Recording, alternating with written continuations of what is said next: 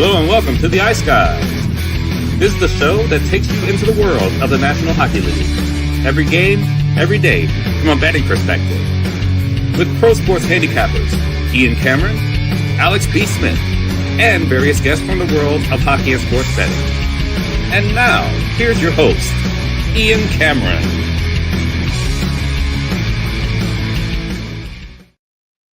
Welcome to the Ice Guys. Saturday, May 24th, Ian Cameron, Alex B. Smith with you on a holiday weekend in the United States, obviously, with it being Memorial Day weekend. And we are here for our one and only weekend show for the Ice Guys this weekend. We'll take care of you for the entire weekend as far as the Stanley Cup playoffs and the conference finals are concerned. We will preview both games this weekend.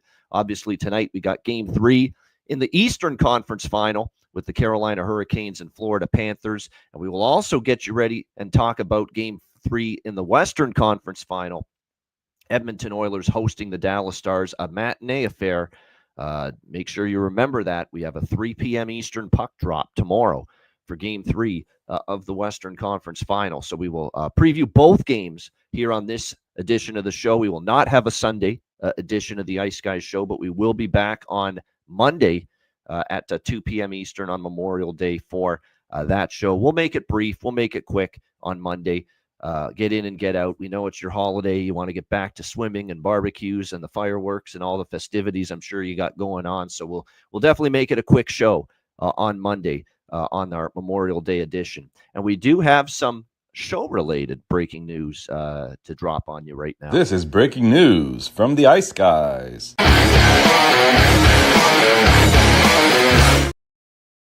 Yeah, the breaking news is just our next betcast date. We've got one betcast confirmed for sure coming up this week. We will be with you on Tuesday night for Game 4 of the Western Conference Final with the Dallas Stars and Edmonton Oilers. Of course, that game begins at 8 p.m.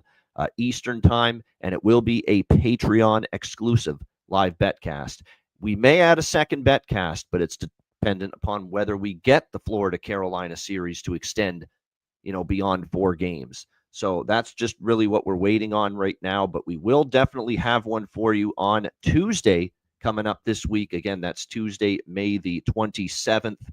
It'll be Western Conference Final, Game 4, Dallas versus Edmonton, 8 p.m. Eastern Time, and we will be, of course, on just for our Patreon members with that betcast. So again, looking forward to that. It's been a very entertaining series so far. There you see it, Tuesday, May 27 for Game 4, Patreon exclusive live betcast, Tuesday night, May 27th. Make sure you join us, and the way to join us is become a Patreon member, $10 per month, patreon.com/iceguys. Before we get into the recap of last night, obviously we mentioned it on the show yesterday that our good friend of the show, he was on our betcast the other night, Jason Demers would be rocking the Ice Guys hoodie on NHL Network during NHL Now yesterday, which he was part of with Catherine Tappan and Corey Schneider. And like I said, he looked like $1 million wearing that thing on the show. So great stuff. Love to see it. It took a while for the damn camera to get a close-up shot of Jason throughout the show. Like, it was always the far-away shot, like when they had guests and everything, and so they had to make it a wide shot. But finally, we got the better images there later on in the second hour. But shout out to JD for wearing the Ice Guys gear. Awesome stuff. And it was pretty cool, and great response from, I'm sure, a lot of the people listening and watching the show.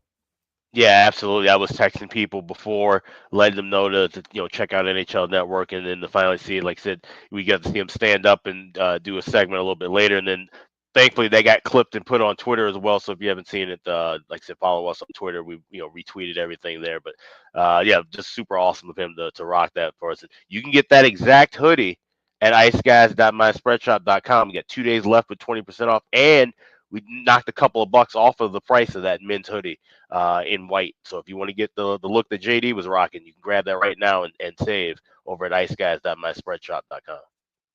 There you go. Make sure you check out the Ice Guys store, get your gear, and get your merch. I was shocked when they wrapped up the show doing the prop bet segment that Catherine Tappan was kicking their asses there on the prop segment. She's like second on the standings for those NHL Network folks behind Rupper, who's got the lead.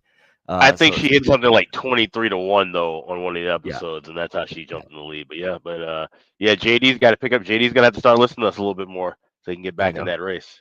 Exactly. Yeah. Listen, he needs the ice guys to help him out with that segment, no doubt. Let's talk about last night. It was not quite the pace, obviously, of game one. It would be very difficult to match the pace of game one. It was just, scintillating, breathtaking action in game one, back and forth, back and forth. Edmonton's leading. Dallas comes back and takes advantage of the slew of power plays that they had, obviously, in game one.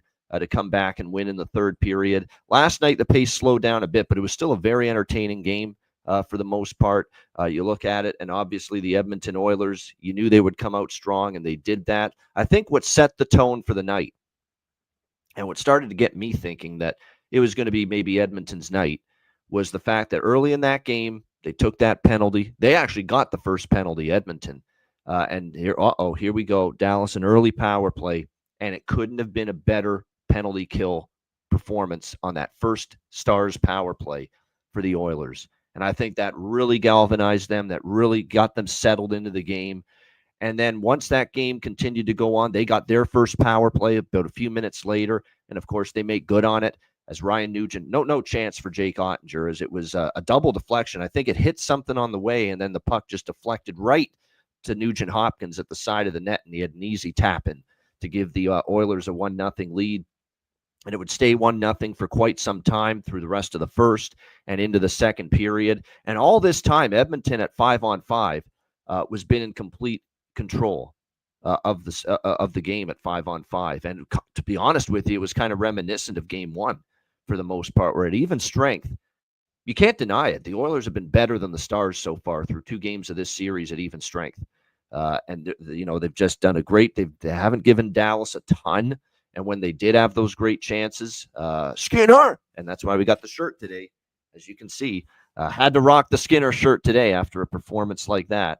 But when they had their chances, he made the saves. There were some good chances, though. There were a couple of in-tight opportunities the Stars had, and they either missed the net or they partially fanned on the shot. It was that kind of night for Dallas offensively. I think Edmonton was great on the defensive end of the ice. I think they checked well. They were checked very well, and they were played very hard defensively all over the ice. Skinner was obviously a lot better last night, even though in game one, some of those goals couldn't be faulted to him, but still, he was better. But I think also part of the reason why Dallas was blanked at home was I don't think their offensive execution was crisp or sharp.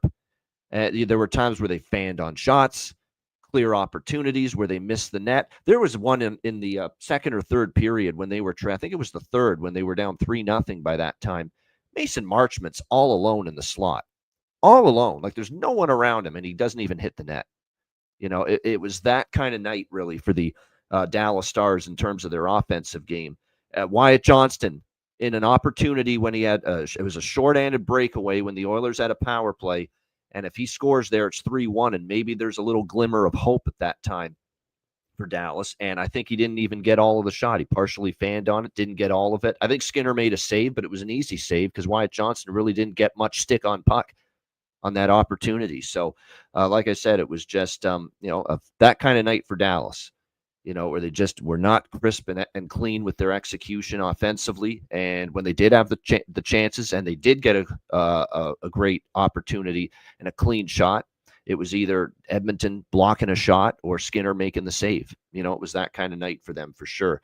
But really, 1-0 for as long as it was, there was still a chance for Dallas. But then the 2 goals in succession there for Edmonton really, really put Dallas behind the 8 ball at that point. The 2 quick goals that they were able to get. And, I still actually see some people blaming Jake Ottinger a little bit. There's no way you can blame him last night. You're insane to blame him for anything that occurred last night in that game. He really didn't have much chance on any of the goals. I know the goalie, when you lose a game and the other guy gets a shutout, always just, gets some of the blame, but you couldn't have blamed him for any of those goals. The Kulak goal was right off a blocked shot by Dallas. It came right back to him, and he ripped it.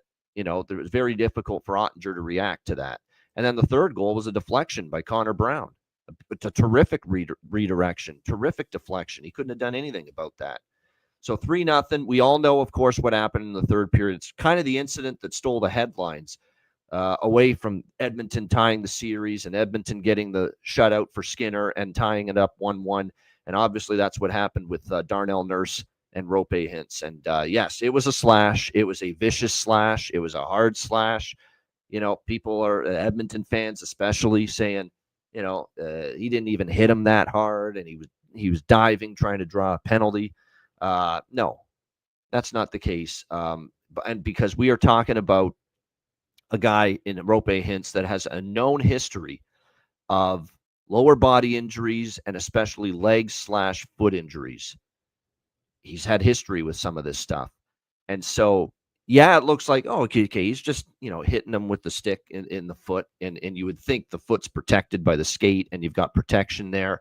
Well, as multiple former players have chimed in, Paul Bissonnette, Pronger, not everyone wears protectors in those areas. Not everybody.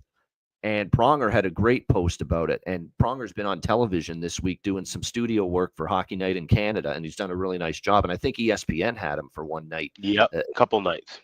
In a couple nights in the previous round. He's done really well. He said, I've done that to people before. I like how he said that, Pronger. I've done that to people before. Yep. And I know he did, because that's the kind of player he was. He was a vicious player on the ice. Chris Pronger back in his day. He says, I've done that before. There's no question that if you hit someone in the right spot with the stick, it could cause damage. He said it hurts. And when all you hear is a thud, it will do some damage. It probably got him on the nerve. It probably got him in the perfect spot. So this notion that, he just hit him in the skate with the stick, no big deal, it can't possibly hurt him, that's a bunch of nonsense. Of course it can. It could be, an unprotected area. It's a guy that's had known foot injury problems in the past. And I am sure that the slash of Darnell Nurse just caught him in an unprotected, bad spot, probably the worst spot possible for Rope Hintz. That's why he went down. That's why he had to be helped off the ice. Trust me, he's not faking anything, and he is seriously hurt if he's being helped off the ice like that. So, the notion that he you should be able to just get up. You shouldn't be able to feel anything. No, that's not the case.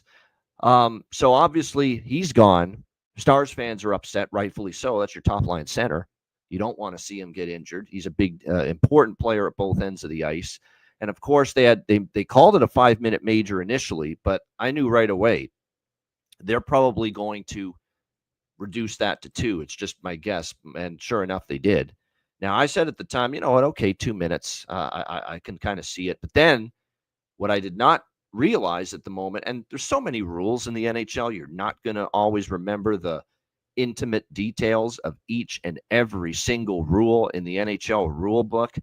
But then after the game, we're seeing a few people posted from the Dallas side of things. I know Darren Drager, who works for TSN, posted this. And this is when I got upset about what the referees ruled in this situation with Nurse with the slash on Hintz.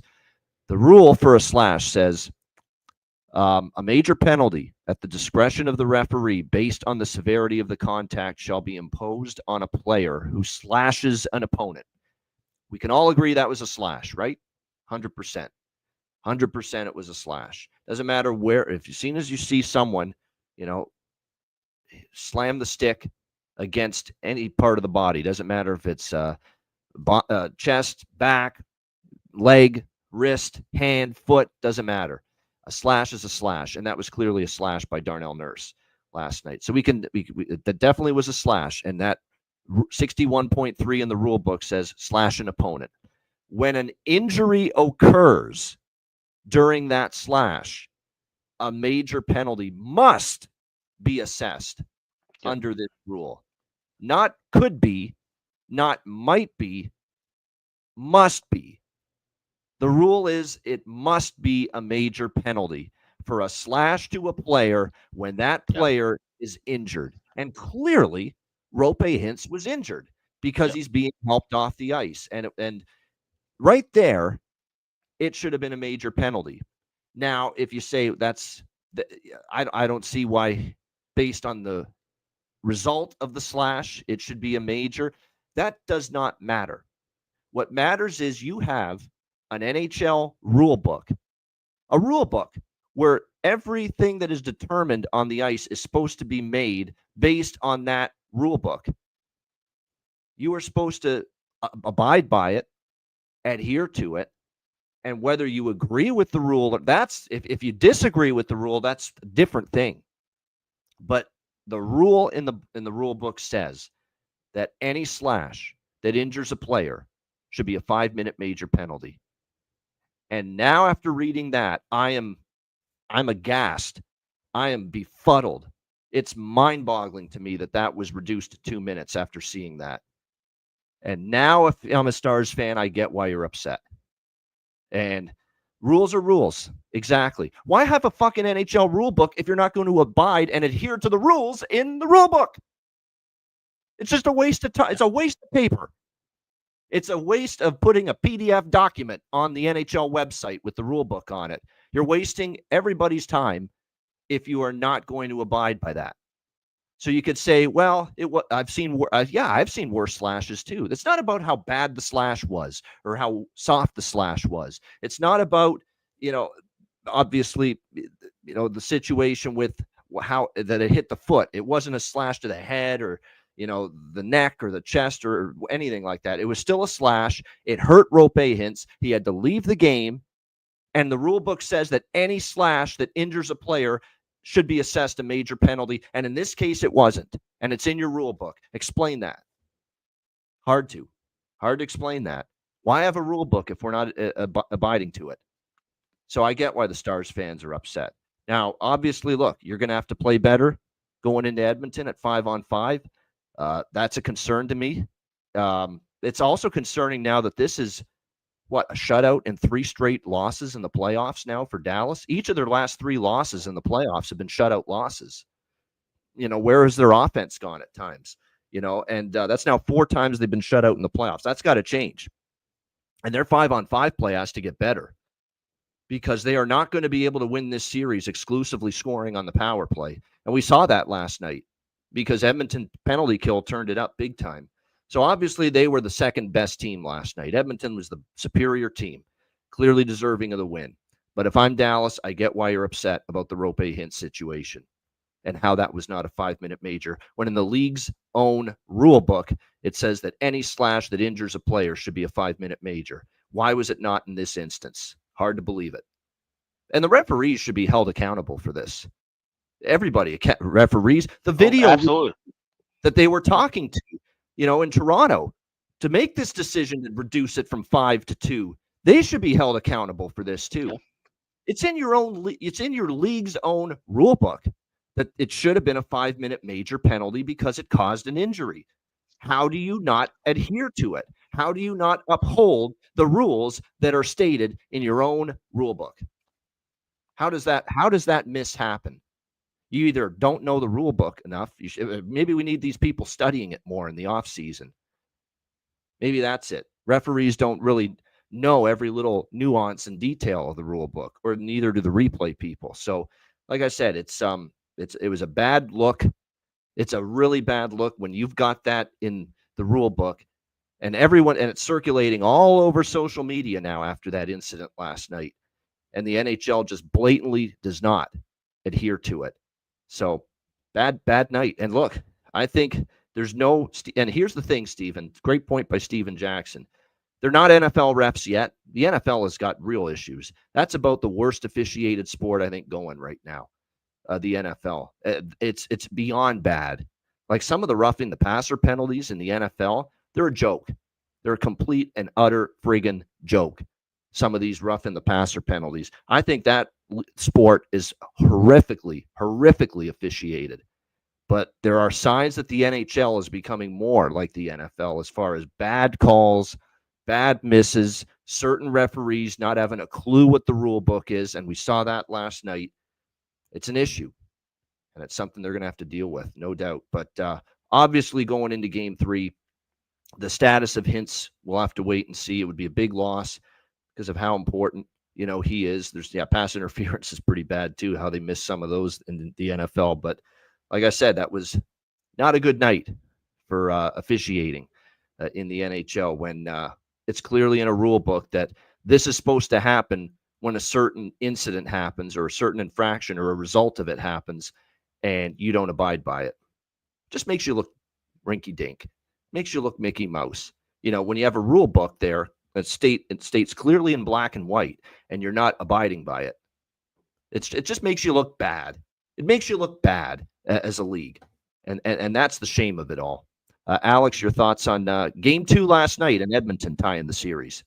Yeah, like I said, you covered it very well. I mean, Edmonton came out, got that first goal, and they were able to really just stem the tide, kill that crowd momentum, and play a solid road game.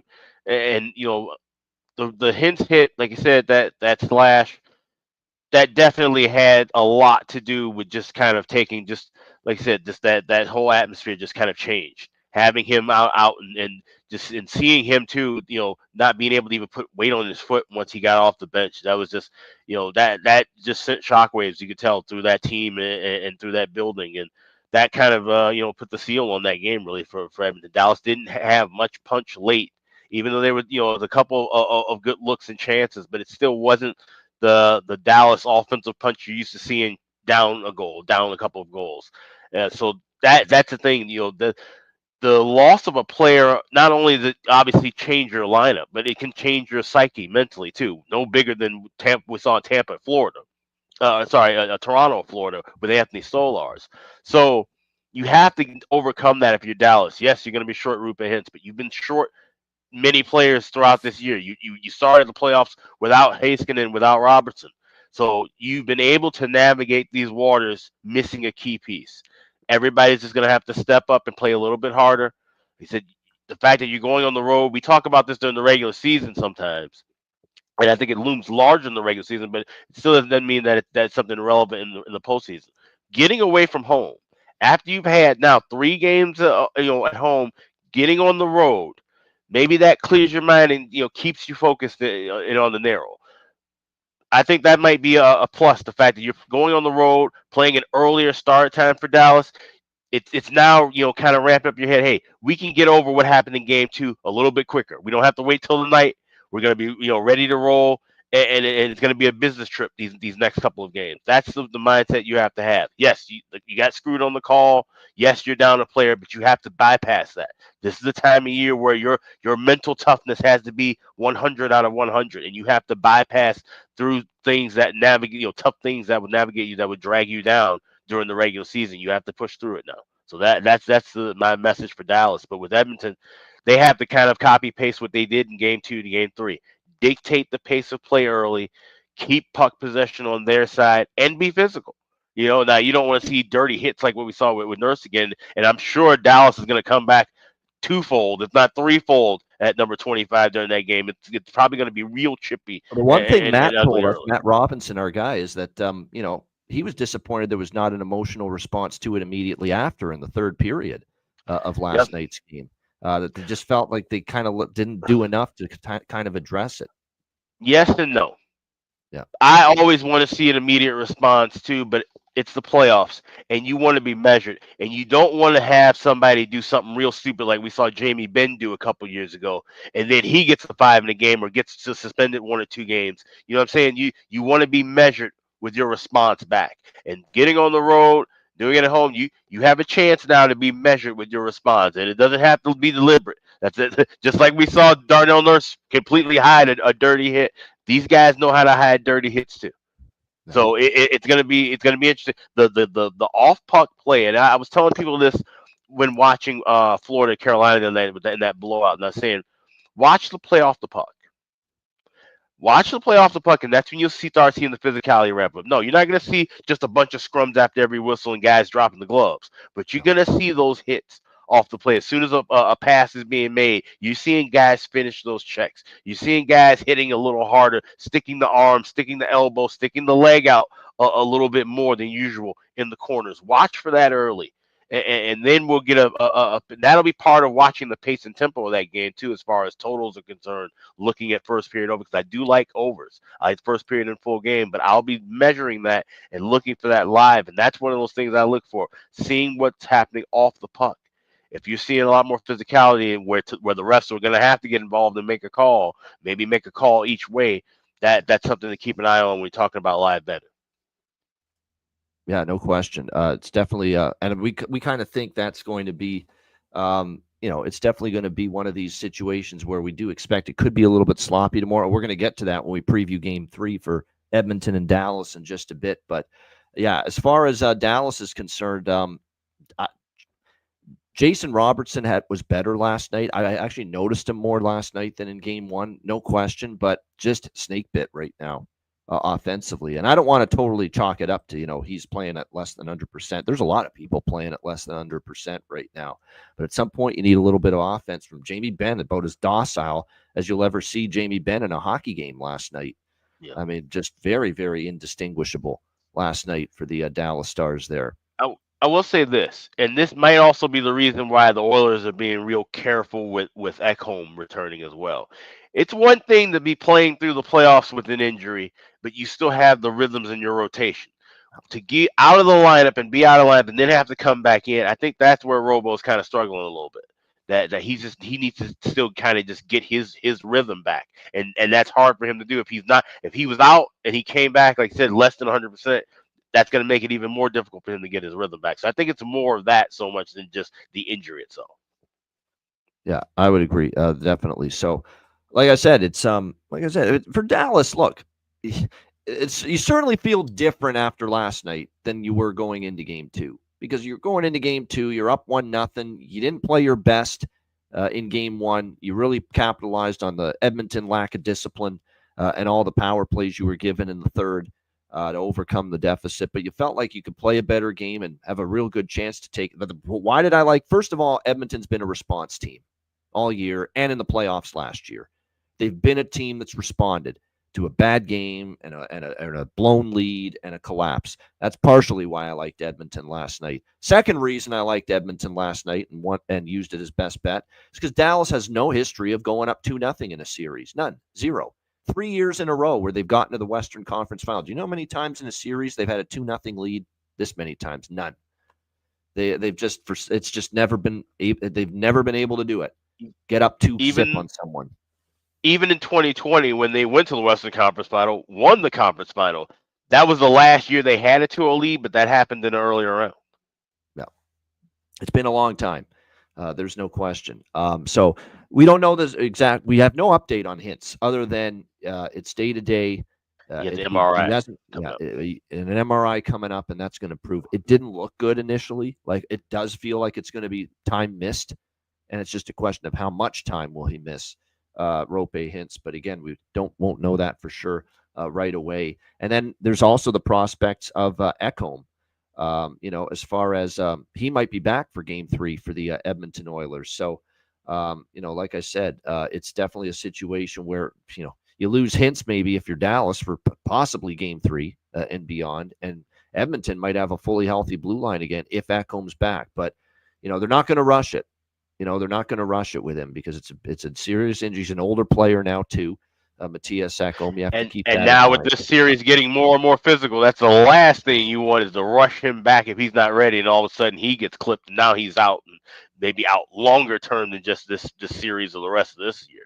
So yeah, exactly. So, like I said, though, this series now, I think it just ramped up a little bit from an intensity and a dislike standpoint. Certainly on the Dallas side, it has. Peter DeBoer was not happy, saying if this was Connor McDavid, in the post-game press conference, my God, getting a 5-minute major for it. Would they be adhering to that rule? Would the rule in that rule book, it's number 97. We definitely got to assess a major penalty. Whoever hit him would have an in-person hearing if they touched 97 like that, and he went down with an injury. Yeah, there would be chaos in the streets. It's true. Completely different look. Yeah, that's what I don't like. It's clear. It's in writing in the rule book that any slash to a player, and that player is injured following that slash, should be a major penalty. Why was it not last night? Why? You just make yourself look foolish as a league. You've got a rule book, and the rules are not being implemented. They're being blatantly disregarded and ignored. Make that make sense. You can't. So no wonder if you're Dallas, you're upset with what happened last night. But that doesn't excuse the fact Dallas got to ramp it up here. especially when it comes to even strength. The difference last night was Edmonton, first of all, they played a good 60 minutes, and they were disciplined last night. They stayed out of the box. And when they did get those few opportunities with the power play Dallas, the penalty kill was a lot better for the Edmonton Oilers, and that's why they were able to win that game last night. One point I will make finally on that game before we get to the two games this weekend as well. Let's calm down with that was the best save of the playoffs from Stuart Skinner last night on Esa Lindell in the third period. That's no. That's not the greatest save I've ever seen. Some people said it's the greatest save they've ever seen. I'm like, not a chance in hell that's the greatest save I've ever seen. It may not even be the best save of the playoffs. I know it was a great effort. It was a great effort, and I know he put the goal stick out, and it was still a great save. Don't get me wrong, but there's people saying it's the best save they've ever seen, the greatest save of the playoffs. First of all, if Esa Lindell elevates that puck into a wide open, yawning cage, it's a goal in that situation. And second of all, last I checked, Esa Lindell's not the second coming of Bobby Orr or Cale Makar from an offensive defenseman standpoint. So let's cool our jets a little bit there with the it's the greatest save I've seen nonsense. Jake Ottinger with the spin around mistake save in the elimination game against Winnipeg was better than that save, and that wasn't even the best save of the playoffs. I think Stolarz in the first round had the best save of the playoffs. That one that we were lauding about. So yeah, that's a bit exaggerated for sure. More than a bit, in my opinion. It was a terrific save, but save of the playoffs, best save I've ever seen. I saw that. People had that opinion. Best save I've ever seen. That wasn't Cale Makar shooting that puck. It was Esa Lindell, and all he's got to do is elevate it, and it's probably in. Just get that puck a little bit off he shot it right along the ice. And it's what allowed Stuart Skinner to, scamper back to the other side of the post, reach out with the goal stick and keep it out. So, yeah, like I said, terrific effort by Skinner. But like I said, it's come on, greatest save of all time, please. A little much. All right, let's get into tonight. We've got Game 3 in the Eastern Conference Final. Carolina Hurricanes versus Florida Panthers. Florida basically in control right now. Can Carolina do anything to change things and turn the tide here tonight as the scene shifts to Amerant Bank Arena in Sunrise? We've got Florida minus 145, home favorites, the total 5.5 here across the board in this game. Lots of news to talk about. Let's start with Carolina because that's where a lot of the, what exactly are they going to look like as far as their lineup tonight for Game 3? Well, first of all, we can tell you that Jalen Chatfield is still out for the Carolina Hurricanes. He will not be back. He has not played yet in this series.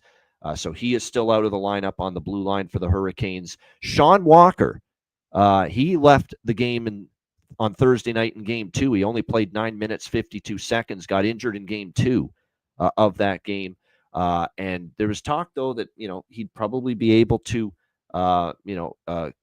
maybe play tonight. Well, it's looking like game time decision, best case scenario right now.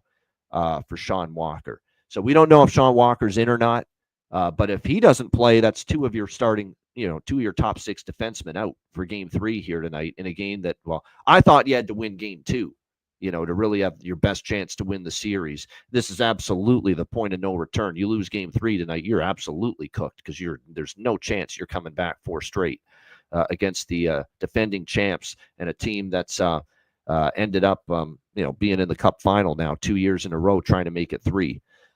So that would be a blow if Sean Walker's out.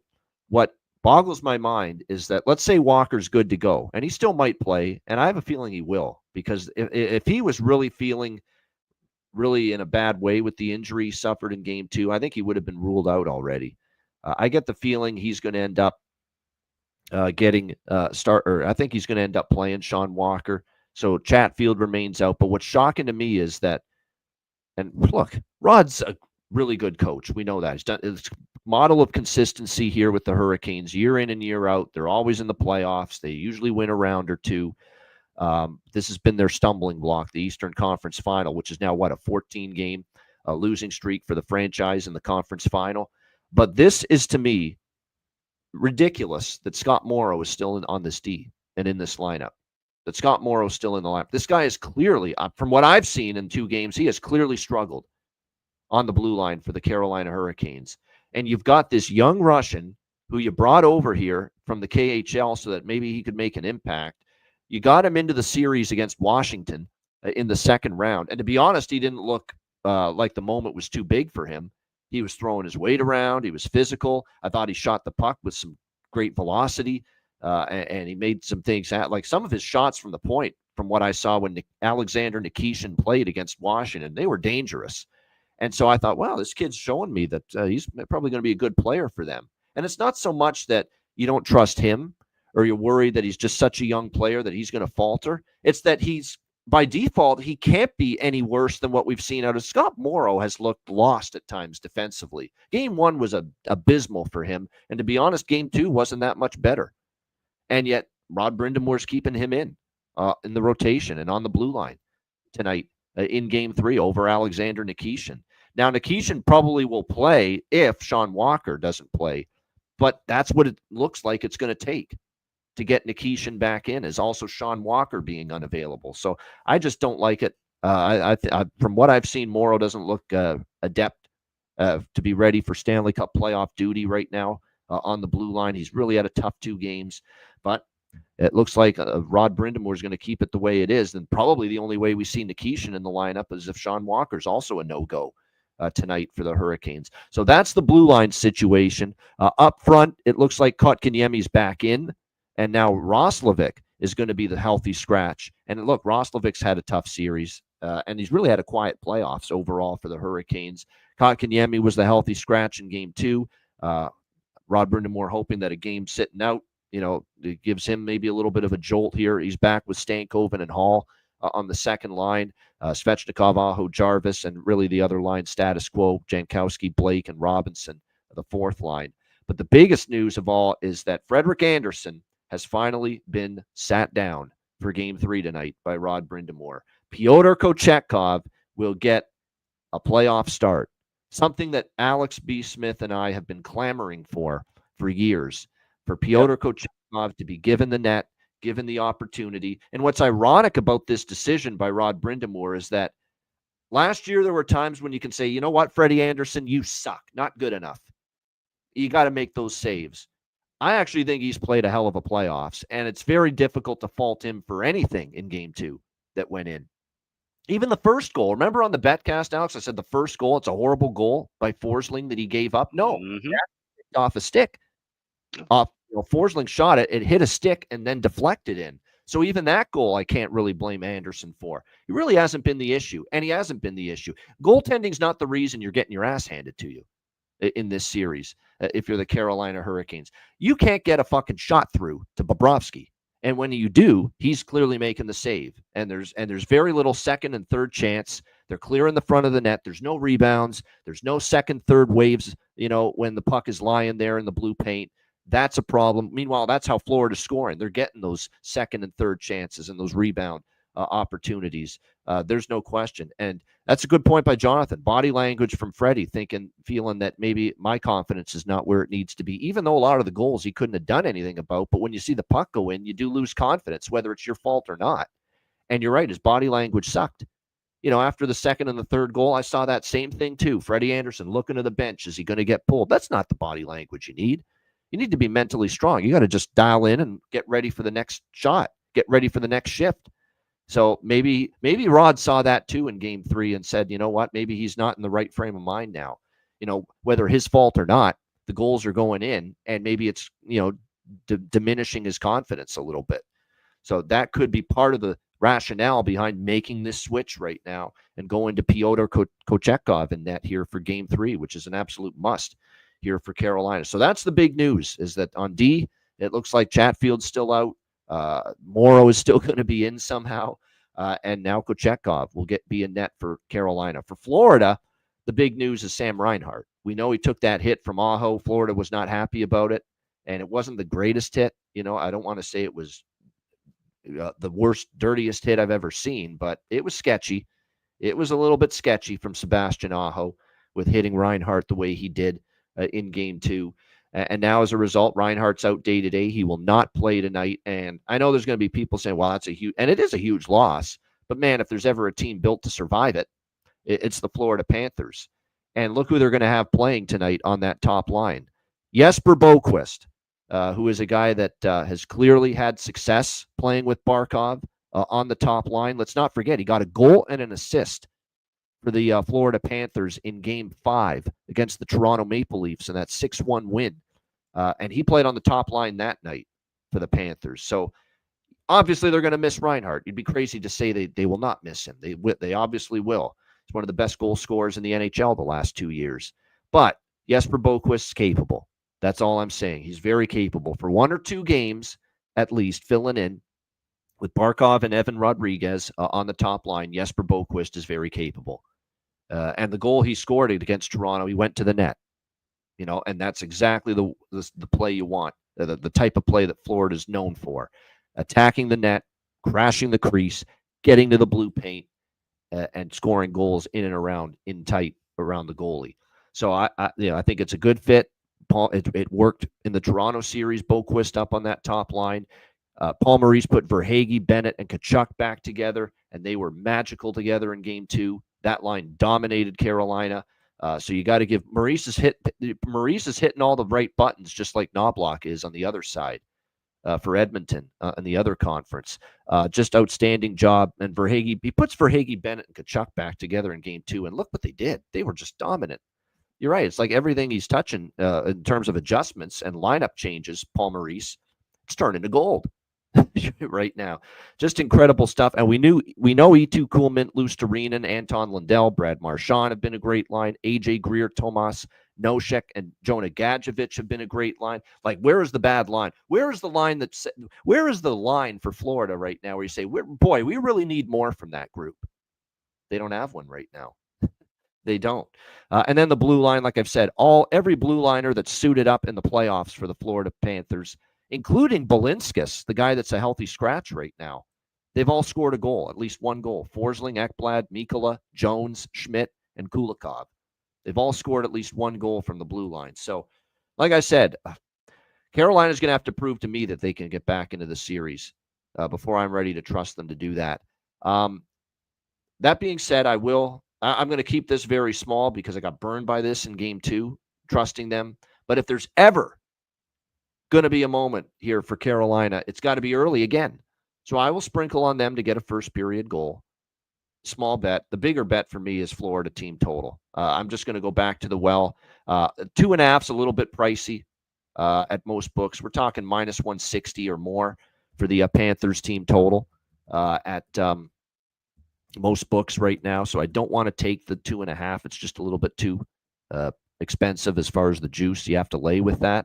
So I will go with the at BetMGM, and I always mention them because they give you the half goal increments with team totals. I will go instead with over 3 at a very nice minus 105. Nice cheap price, right around even money. You can get Florida team total over 3 minus 105 at BetMGM. So I like that. Again, this is a team that has been able to score at least clearly, obviously, 3 goals or more in the first 2 games of this series.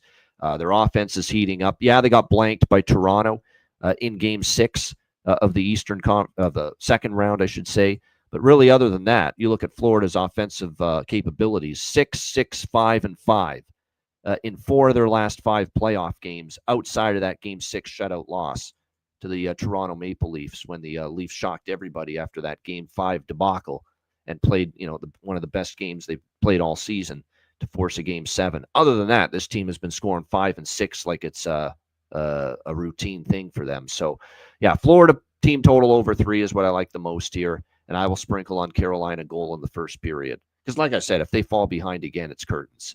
It's an absolute must they get on the board and play with the lead for a change, or else there's very little. It's already a narrow pathway to win this game and come back and win this series. Your narrow pathway gets almost, the pathway is almost shut completely for Carolina if you don't score the first goal tonight. It's really that simple. Alex, Game 3 in the East, Carolina, Florida. Yeah, I don't really see where Carolina gets the energy here to get the first goal on the board. I'm not looking at anything first period at all. I have Florida tied with the over 4.5. That'll BetMGM parlay plus 130. I have the empty net goal combo at BetMGM as well. Empty net goal, yes, plus $1.10. and Panthers to get the empty net goal plus 290. And then there's a couple player props. I am go back to the well with Lucian.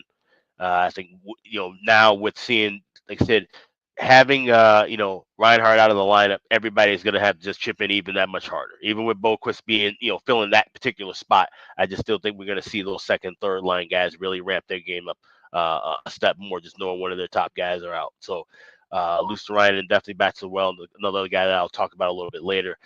This is definitely one of those games I think where Florida can really they could pretty much end the series tonight.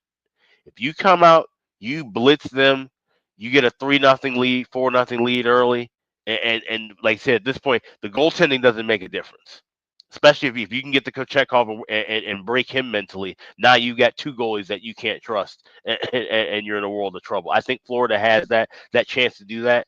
And knowing, like I said, hearing the quotes from the guys that saying, "Hey, we know they're going to bring their absolute A game," and if Florida finds another gear higher than what they've already been playing, this shit could get out of hand in the first 20 minutes. So Florida and that over parlay with the 4.5, couple of goal scores as well. Like I said, the empty net. Looking at anybody to get the empty net plus 110, Florida to get the empty net plus 290.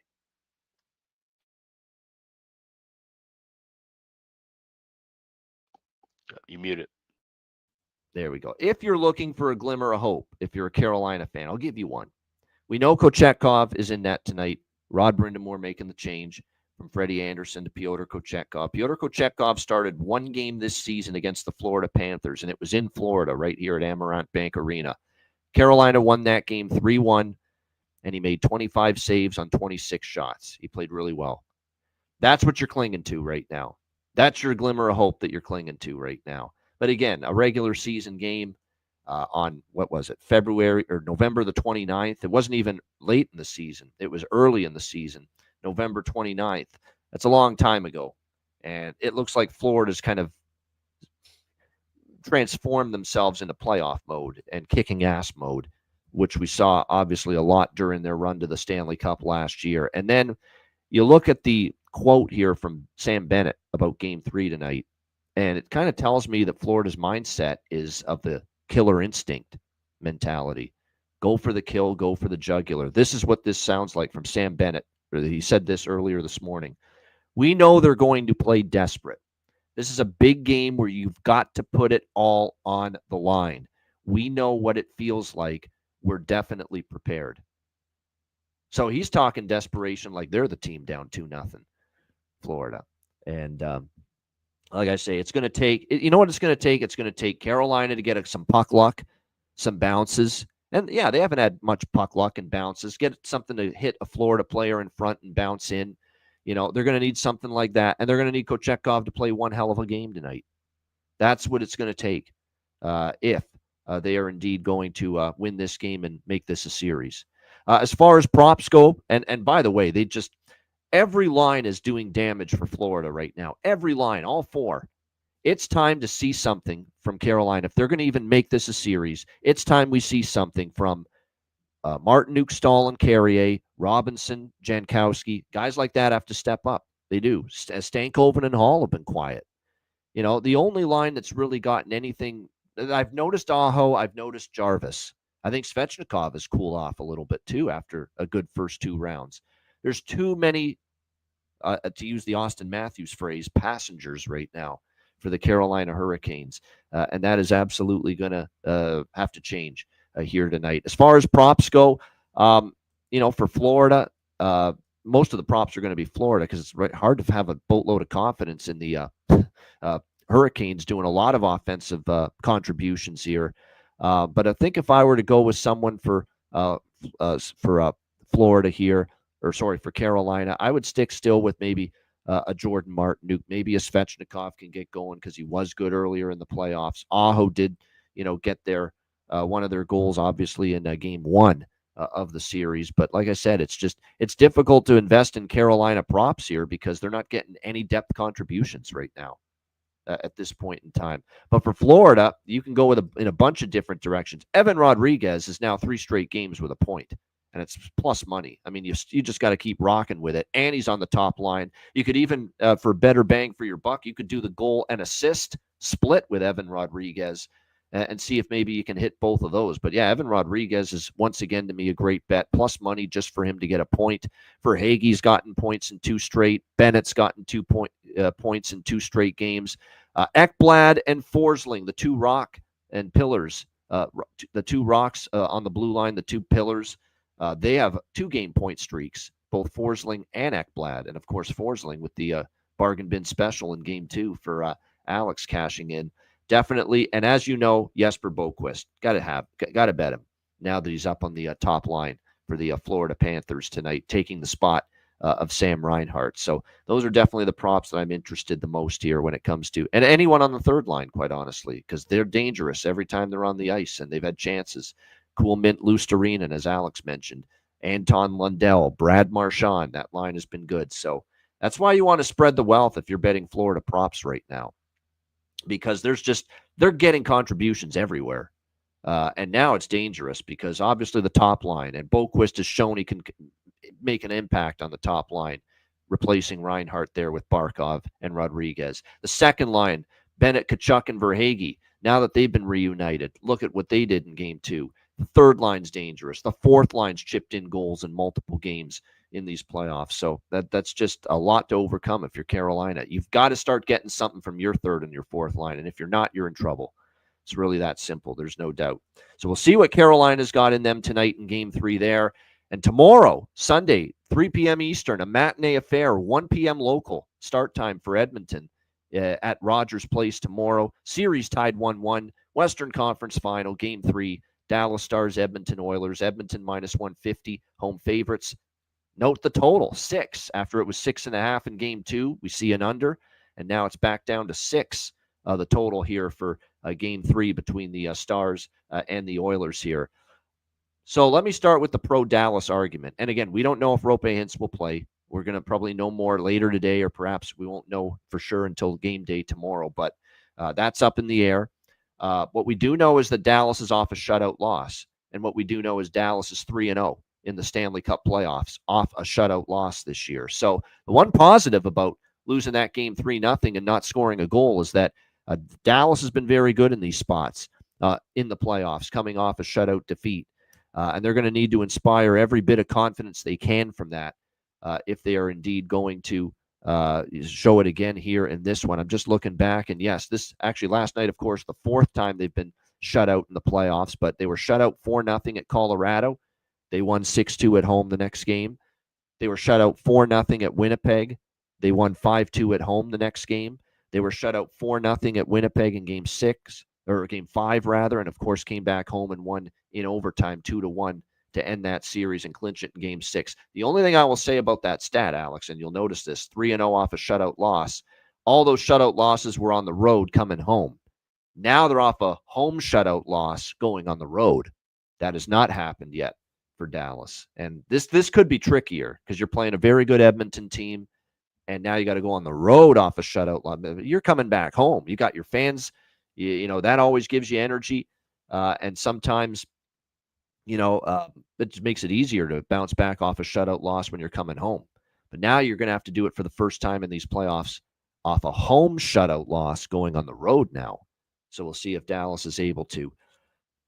Look, this is a tricky game from a side perspective. I'm kind of leaning zigzag theory in this series, that it's going to just be one of those series that's back and forth like a ping pong ball, where if you bet the losing team of the previous game, you're going to do pretty well.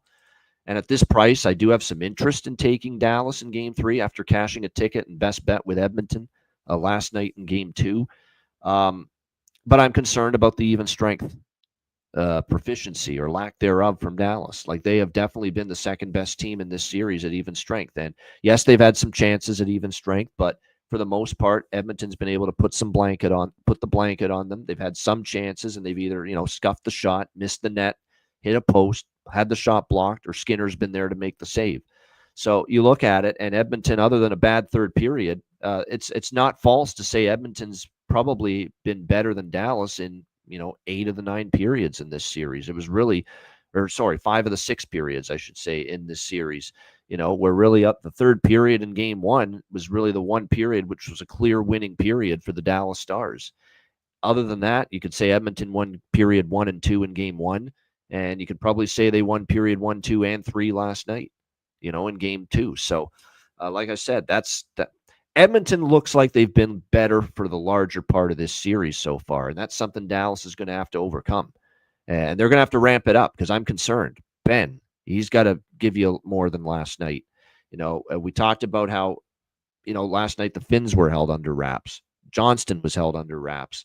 After a great game 1 from Sagan and Duchesne with those goals that they scored, they were not much of a factor last night once again in game 2. So meanwhile, when you look at Edmonton, you get your Connor Brown scoring and Danuge gets a big goal early. So, and we've talked about how the depth all playoffs for Edmonton has really made an impact. So like I said, what's really positive for the Oilers, Alex, is usually we don't get awesome Skinner, Hall of Fame level Stuart Skinner in net until game 4, 5, 6, and 7. The fact that we saw him come out to play in game 2, although they did play well in front of him too, that's concerning. Because your thought is we got to try to get as many games early in the series as possible until Skinner gets to that game 4 through 7 form. But unfortunately for the Stars, he found game 4 through 7 form in game 2 last night. And so this is going to make it a little bit of an uphill battle. It will be more of an uphill battle if Hintz is ruled out. I'm still leaning Dallas, and I will take Dallas to get on the board in the first period. Now, the concern with that is Dallas, as far as first period goals in this series, none so far. That would be a concern, right? No, actually, that's not true. Sagan's goal in the first game the breakaway was a first period goal, but they didn't get one last night. But I think they got a potential to get one, obviously, in game 3 as far as the first period is concerned. And I expect a strong push out of the gate from Dallas last night. You were shut out in your last game. For that reason, I expect a strong push early. Not to mention, I think they're pissed about the Darnell Nurse situation. I really think that might galvanize emotion and intensity right off the shoot from Dallas in game 3. Not to mention, how many times has Edmonton played a home game at this time of day on a Sunday afternoon or in an afternoon period? I think Dallas, and Alex definitely follows these kind of things probably even more than I do. Dallas has probably played more of these 1 p.m. Mountain Time, start times throughout the course of the season than Edmonton did. So you wonder if just the earlier start time for this game maybe is something that the Stars are a little bit more used to than the Oilers, perhaps. So does that give them a little bit of an advantage early? I'm going to definitely sprinkle on Dallas to score in the first, and perhaps Dallas first period money line. I don't know about full game because, one thing that's concerning is how Edmonton's played at even strength. They've been better. But I think early in the game, I could see Dallas. I lean Dallas full game, too, because I'm certainly not laying minus 150 against a team that is undefeated in the playoffs off a shutout loss, and that's Dallas. They have not lost a game off a shutout loss. So I don't have interest in this price with Edmonton at minus 150. But I think I can get there with Dallas first period money line split with goal in the first period, which you'll actually get a decent price on it. Because of the fact that Dallas is a plus 130 road underdog here in game 3. For that reason, you'll be able to get, like I said, a pretty solid number and price here for Dallas to find the back of the net. Yeah, you get them below minus 150 for Dallas to score in the first period. So, like I said, I think that's worth a look here. And I like the over by Facta. I think it's just going to be one of those games where we get back a little more to the way it was in game 1. It's a quick turnaround. You go from Friday to Sunday afternoon. This for ABC purposes, because ABC does not do primetime NHL hockey in the playoffs until the Stanley Cup final. So as a result, you're getting the 3 on a Sunday, that is. On a Sunday. If it was a Saturday, I think they'd put it at 8 p.m. Eastern. But right. Because it's a Sunday. Yeah, it's a Sunday. There's never been, in my recollection, even on NBC, same thing. There's never been a Sunday primetime game on national over-the-air network television. Just never been that way. So as soon as ESPN ABC knew that game 3 was going to be a Sunday, not a Saturday, you knew this game was going to be an afternoon game. And once you knew it was on ABC, you knew it was going to be an afternoon game. And that's exactly what it is. So I will look. And wait, guess what's on the air Sunday from 7 p.m. Eastern to 10 p.m. Eastern instead of having the game at night? Some movie from 40 years ago or something. 4 straight episodes of America's Funniest Home Videos. Oh, wow. 4 straight. Four It's not straight. even like new. It's probably reruns. Yeah, reruns from this past year. Yeah. Yeah. Shocking. Ridiculous. Yeah. We got an afternoon game for the Western Conference friggin' final of the NHL Stanley Cup playoffs in the afternoon because we can't bump America's Funniest videos reruns from the schedule on a Sunday night. And I love Alfonso Ribeiro. I loved him as Carlton on Fresh Prince of Bel-Air. He's doing a nice job with that show. Believe it or not, I end up flipping to it by accident, and I'll put it, and I'll actually stop and watch for a few minutes. I'm like, it's not bad. But still, come on, let's screw in and have a clue here. Let's take the temperature of what matters at this stage. The Western Conference Final, Game 3, or reruns of a show that it's a thimble in the rating compared to the major shows that are shown at night on network television. So, like I said, just it makes zero sense, but hey, it is what it is. And the good news about an afternoon game is I think it's going to lead to us capitalizing on betting first period over and full game over, Alex, because I think we're going to get a sloppy game. I think we're going to see it kind of up and down. There's going to be some mistakes. There's going to be some defensive gaffes for a game starting this early, and not to mention the shorter turnaround from a Friday night to a Sunday afternoon. So we had a high-scoring game 1. We had a low-scoring game 2, and I think we get back to high scoring here in game 3. Especially with the start time influencing that. So a Dallas first period money line and to get a goal in the first period split, and over 1.5 first period, over 6 full game is what I'll be looking at here for game 3 in the West. Alex, Dallas, Edmonton. Yeah, we're looking kind of in the same vein. I have Dallas first goal of first period plus 140 you can grab already now at BetMGM. We'll be on that first period over. I'll lay the 130. With that, I could also see a goal in 10 minutes. That would be something I'd be looking at. Maybe Dallas goal in 10 minutes to add a little bit more to that price. And full game over at 6. I'll just wait and try and grab a 5.5 at a little bit better price. I'm fine laying 125, 130 to grab 5.5 here with 6. But I do believe we'll see goals, and I think we're going to see Dallas. Like I said, they know how to play on the road. Like I said, it's important for them to start getting goals early. We've seen them in 2 of the 3 games where they've come back off of a shutout. They did get a goal in the first period. So, that's the thing. Take the air out of the crowd. Do exactly what Edmonton did in your building in game 2. Control the pace, control the tempo, and take the air out of that building. And they can do that with an early goal. And I think they can find their way to getting a victory here. That's maybe there's something to that they don't feel that the ratings are going to be dismal even with the hockey game on a Sunday night because it's a Memorial Day holiday. I could see that barbecues going on, fireworks going on at that time. Yeah, right. Okay, you can't barbecue with a hockey game in the background. Yeah. Are you kidding me? Yeah, I know. That's ridiculous. I still don't agree with that. I know Jonathan's trying to give us a reason, but I don't think it's a good enough reason. I think this should be a prime time event, but that's neither here nor there now at this point.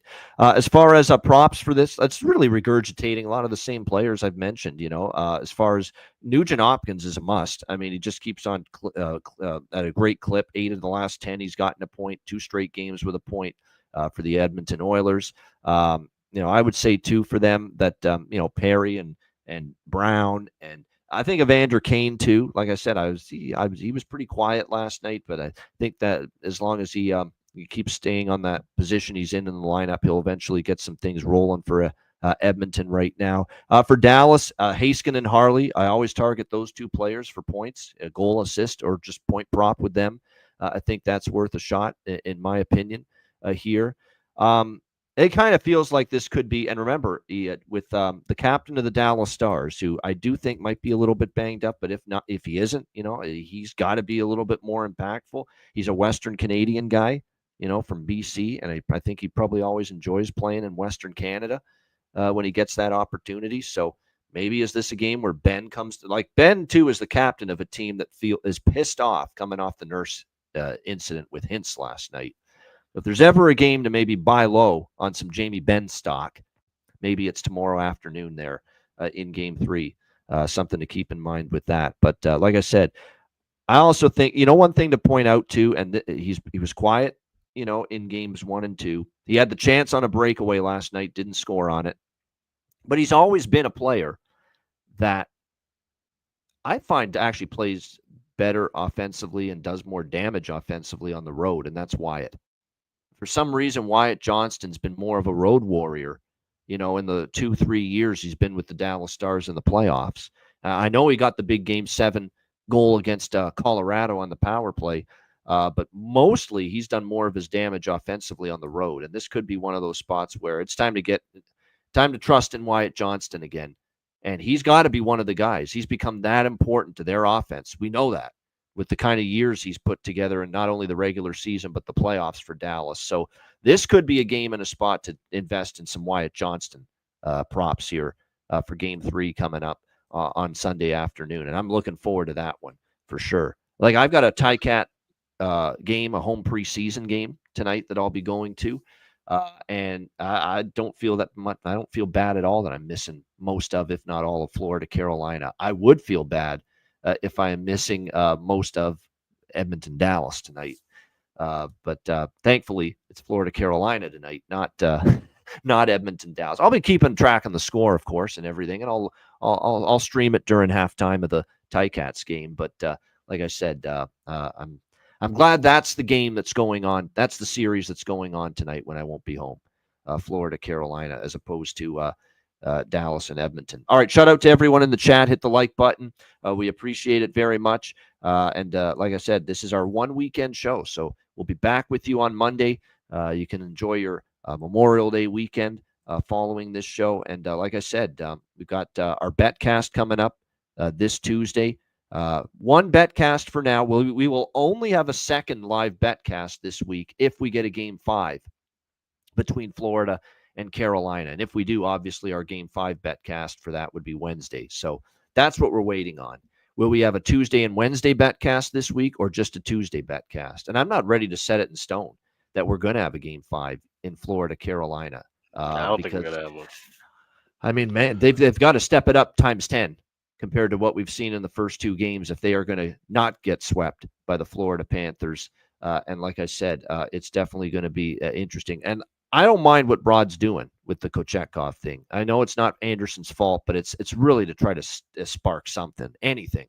Got to change something. It's got to change it up. So that part of his decision-making I like. The Scott Morrow stuff, it boggles the mind why he's still in the lineup. But I do like that he's trying to shake it up. And this is not a slight on the way Freddie's played, but it's to spark things, and it's time to see what Kochetkov can do in a big-time pressure playoff spot because we know the talent's there, and we know he can steal a game when he's on, Kochetkov. What a time it would be, obviously, for him to maybe step up and get the job done tonight for Carolina. But obviously, we don't know if we'll have a betcast for that series as of now, but we will have one Tuesday night, 8 p.m. Eastern. Western Conference Final Game 4, Patreon exclusive, Stars and Oilers. Make sure you sign up, just $10 per month. Goalie charts, totals charts, daily betting cards, sides, totals, player props, posted each and every day on the Patreon page. We'll also have more Player Suite interviews rolling along in the off-season on the Patreon page. Daily card will still be posted on the Patreon page when the NHL season ends. We'll give you bets and a daily card in the other sports that I handicap. Alex might throw in some plays too. For other sports, baseball, CFL football, any UFC boxing stuff, you name it, during the off season, just to give our great Patreon members that keep their subscriptions active through the off season something that they can look forward to in the months without NHL hockey. So make sure you check it out. Your subscription goes a long way to supporting the show and keeping us going long term. Just $10 per month. Patreon.com/IceGuys. Also, check out the Ice Guys store, iceguys.myspreadshop.com. Jason Demers looked fantastic wearing that hoodie on NHL Network yesterday. You can grab that same hoodie or grab a T-shirt or grab one of the other many options we have to offer at the Ice Guys store. And you can save 20% off today and tomorrow. 2 days left to save 20% off on all items. Just hit the redeem button at the home page, add your items to your cart, and 20% will be available taken out at checkout. So don't miss out on that. 2 days left to save 20% off. That's at iceguys.myspreadshop.com. Check it out. Great gear and merch. Jason Demers knows he was rocking it yesterday on NHL Network. So check it out. The Ice Guys store at iceguys.myspreadshop.com. All right, bargain bin special of the night and best bets coming up in just a moment, right after we hear from our great Ice Guys sponsors.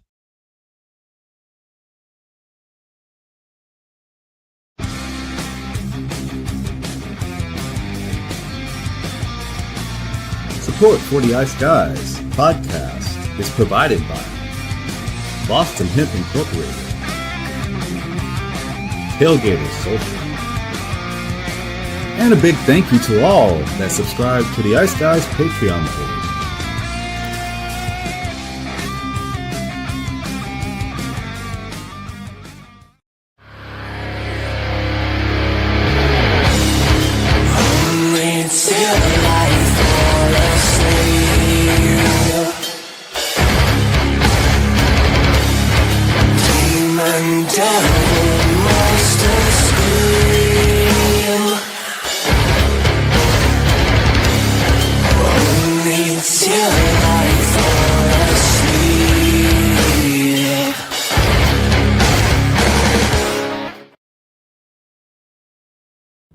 Everyone loves a perfect pair. Bacon and eggs. Thunder and lightning. Mario and Luigi. A hot dog with fries. Ian and Alex B. That's right. Everyone loves a perfect pair. So why not pair up your game nights with Boston Hemp? From exotic flower to concentrates and edible products. You'd be hard-pressed to find a better pairing than Boston Hemp and hockey. Check them out today at bostonhempinc.com. That's bostonhempinc.com. Boston Hemp Incorporated, the official smoke sponsor of the Ice Guys. Void where prohibited by law. Not available outside of the United States. Must be 21 or over to obtain products. Check your local regulations to see if Boston Hemp is available in your area. Hey, Alex, have you checked out the latest with the great trading platform Kalshi? Yes, I have. It's been fantastic. This is one of the first and only federally regulated prediction markets in the U.S. And if you're looking for odds for all kinds of different things, not just what we're talking about, the markets in the Stanley Cup, the NBA Finals, you can trade with crypto. You can look for trades within the markets involving entertainment, politics. There's all kinds of different markets you can look from, and you can use the odds over at Kalshi.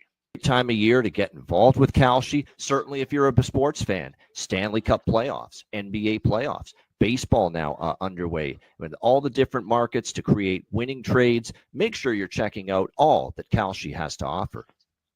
Absolutely. And if you're trading with Kalshi, use the link kalshi.com/iceguys. You trade $100 or more, they will send you $10 back. So it's fantastic to use, like I said, any kind of markets beyond sports. We're talking entertainment, politics, crypto, basically anything you want. So make sure you sign up, kalshi.com/iceguys. Note that it's live on Robinhood and available in all 50 states, making it the first legal place to trade on these kind of events nationwide. Check it out, kalshi.com/iceguys.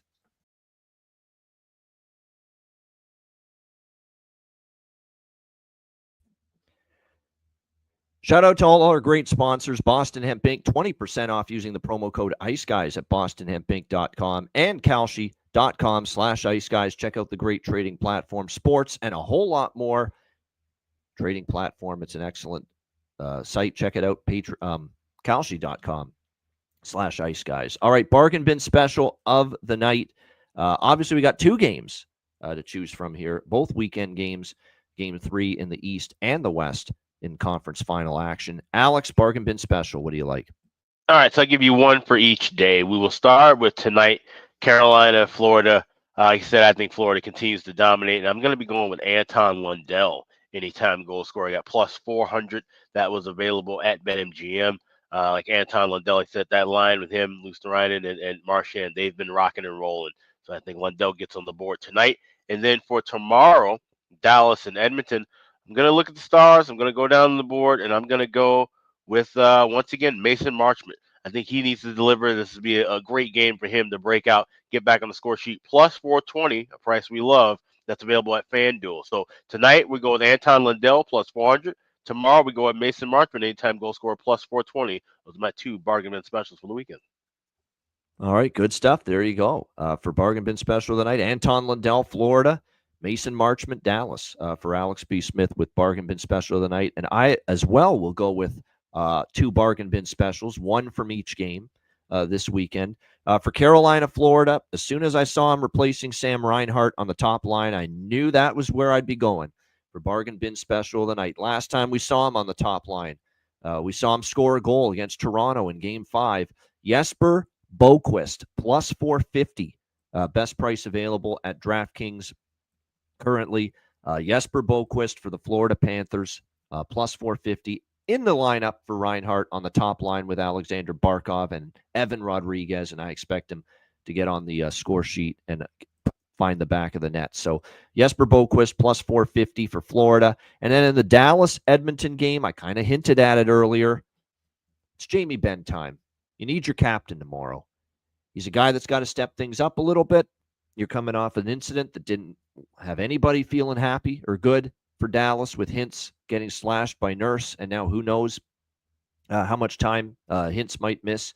I think Ben, the captain's got to grab this bull by the horns and say, I'm leading us tomorrow against Edmonton. So Jamie Benn plus 700 for him to find the back of the net for my Sunday bargain bin special of the night. So there you go. Boquist and Ben for me this weekend. All right, best bets. Alex, what do you like for best bet?